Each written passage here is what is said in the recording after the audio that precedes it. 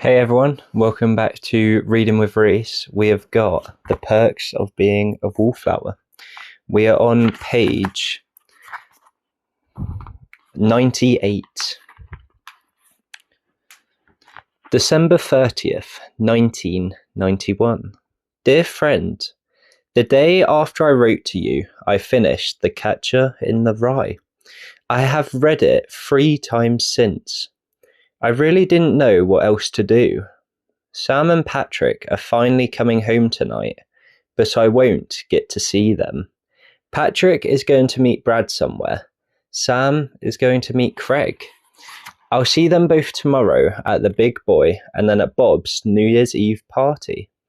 The exciting part is that I'm going to drive to the Big Boy by myself. My dad said I couldn't drive until the weather cleared up, and it finally did a little bit yesterday. I made a mixtape for the occasion. It is called The First Time I Drove. Maybe I'm being too sentimental, but I like to think that when I'm old, I'll be able to look at all these tapes and remember those drives. The first time I drove alone was to see my Aunt Helen. It was the first time I ever went to see her without at least my mum. I made it a special time. I bought flowers with my Christmas money.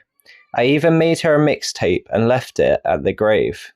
I hope you do not think that makes me weird. I told my Aunt Helen all about my life, about Sam and Patrick, about their friends, about my first New Year's Eve party tomorrow. I told her about how my brother would be playing his last football game of the season on New Year's Day. I told her about my brother leaving and how my mum cried. I told her about the books I read. I told her about the song Asleep. I told her when we all felt infinite. I told her about me getting my driver's license and how the policeman how my mum drove us there and how I drove us back, and how the policeman who ran the test didn't even look weird or have a funny name, which felt like a jip to me. I remember when I was just about to say goodbye to my Aunt Helen, I started crying. It was a real kind of crying too, not the panicky type, which I do a lot. And I made Aunt Helen a promise to only cry about important things, because I would hate to think that crying as much as I do would make crying for Aunt Helen less than it is. Then I said goodbye and I drove home. I read the book again that night because I knew that if I didn't, I would probably start crying again. The panicky type, I mean. I read until I was completely exhausted and had to go to sleep. In the morning, I finished the book and then started immediately reading it again. Anything to not feel like crying. Because I made the promise to Aunt Helen, and because I don't want to start thinking again. Not like I have this last week. I can't think again. Not ever again. I don't know if you've ever felt like that you wanted sleep for 1,000 years, or just not exist, or just not be aware that you do exist, or something like that. I think wanting that is very morbid, but I want it when I get like this. That's why I'm trying not to think. I just want it all to stop spinning. If this gets any worse, I might have to go back to the doctor. It's getting that bad again. Love always, Charlie. January 1st, 1992. Dear friend, it's now 4 o'clock in the morning, which is the new year, even though it's still December 31st. That is, until people sleep. I can't sleep. Everyone else is either asleep or doing adult things. I've been watching cable television and eating Jello and seeing things move. I wanted to tell you about Sam and Patrick and Craig and Brad and Bob and everyone, but I can't remember right now. It's peaceful outside, I do know that, and I drove to the Big Boy earlier, and I saw Sam and Patrick, and they were with Brad and Craig. And it made me very sad because I wanted to be alone with them. This has never come up before. Things were worse an hour ago, and I was looking at his tree, but it was a dragon and then a tree. And I remembered that one nice pretty weather day when I was part of the air. And I remembered that I mowed the lawn that day for my allowance, just like I shoveled the driveway for my allowance now. So I started shoveling Bob's driveway, which is a strange thing to do at New Year's Eve, at a New Year's Eve party, really. My cheeks were red cold, just like Mr. Zed's drinking face, and his black shoes and his voice saying, when a caterpillar goes into a cocoon, it goes through torture, and how it takes 7 years to digest gum. And this one kid, Mark, at the party, who gave me this, came out of nowhere and looked at the sky and told me to see the stars. So I looked up, and we were in this giant dome like a glass snowball. And Mark said that the amazing white stars were really only holes in the black glass of the dome. And when you went to heaven, the glass broke away, and there was nothing but a whole sheet of star white, which is brighter than anything, but doesn't hurt your eyes. It was vast and open and thinly quiet, and I felt so small. Sometimes I look outside and I think that a lot of other people have seen this snow before, just like I think that a lot of other people have read these books before and listened to those songs. I wonder how they feel tonight. I don't really know what I'm saying. I probably shouldn't write this down because I'm still seeing things move. I want them to stop moving, but they're not supposed to for another few hours. That's what Bob said before he went to his bedroom with Jill, a girl that I don't know. I guess what I'm saying is that this all feels very familiar, but it's not mine to be familiar about. I just know that another kid has felt this. This one time when it's peaceful outside and you're seeing things move, and you don't want to, and everyone is asleep, and all the books you've read have been read by other people, and all the songs you've loved have been heard by other people, and that girl that's pretty to you is pretty to other people. And you know that if you looked at these facts when you were happy, you would feel great because you are describing unity. It's like when you're excited about a girl and you see a couple holding hands and you feel so happy for them. And other times you see the same couple and they make you so mad, and all you want is to always feel happy for them because you know that if you do, then it means that you're happy too. I just remembered what made me think of all this. I'm going to write it down because maybe if I do, I won't have to think about it, and I won't get upset. But the thing is that I can hear Sam and Craig doing adult things, and for the first time in my life, I understand the end of that poem.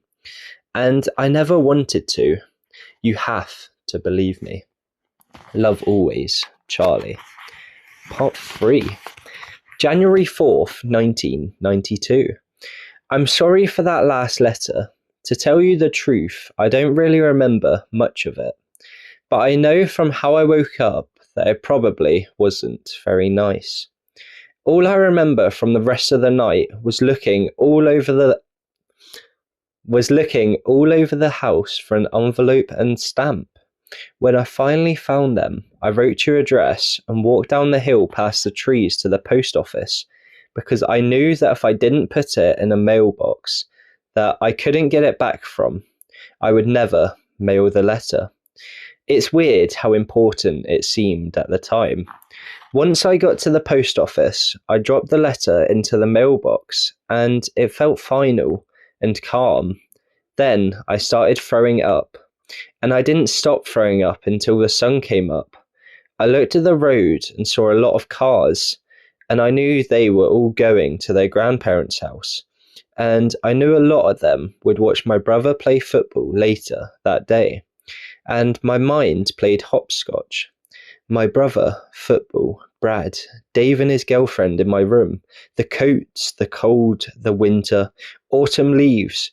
Don't tell anyone, you pervert. Sam and Craig, Sam, Christmas, typewriter, gift, Aunt Helen. And the trees kept moving. They just wouldn't stop moving. So I laid down and made a snow angel.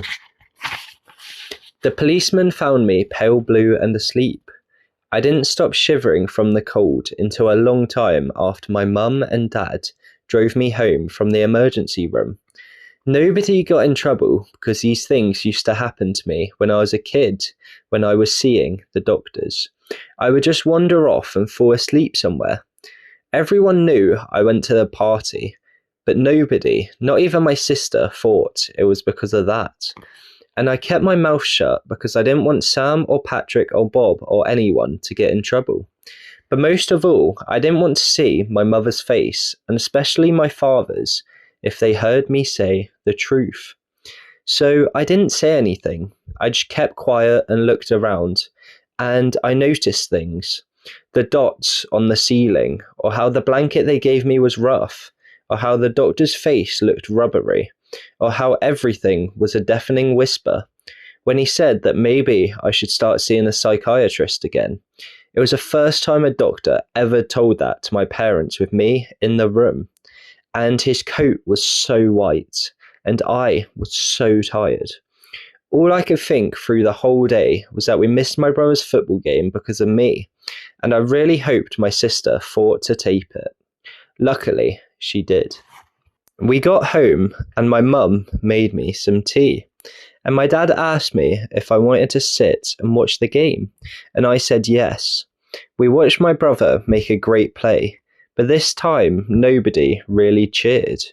All corners of all eyes were on me, and my mum said a lot of encouraging things about how I was doing so well this school year, and maybe the doctor would help me sort things out.